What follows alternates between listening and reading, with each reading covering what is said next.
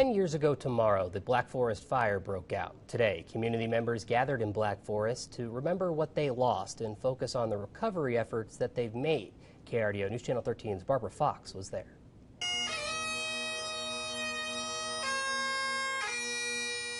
A somber event for members of the Black Forest community. Dozens of people gathered to honor the 2 people who died in the Black Forest fire, showing support for the hundreds of people who lost their homes. We're very emotional about it. Gary Cruz and his wife, along with most of their kids, all went to his son's baseball game on June 11th, 2013. We started getting the word that there were evacuations coming out. His son was on the mound, pitching, when they saw the unthinkable. We started seeing the smoke billowing.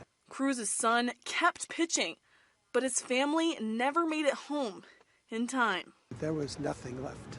Get out, guys, go! The family's home, with all of their stuff and decades of memories, was one of the 486 that burned down. But to Cruz, all the photos are just reminders of memories.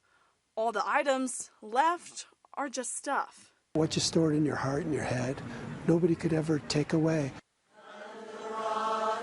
10 years later, he just focused on the positive. It was almost a spiritual time where the 11 of us sleeping on floors and not knowing where we would sleep next and not having a change of clothes, we realized that our happiness and all the things that were important to us were still all there.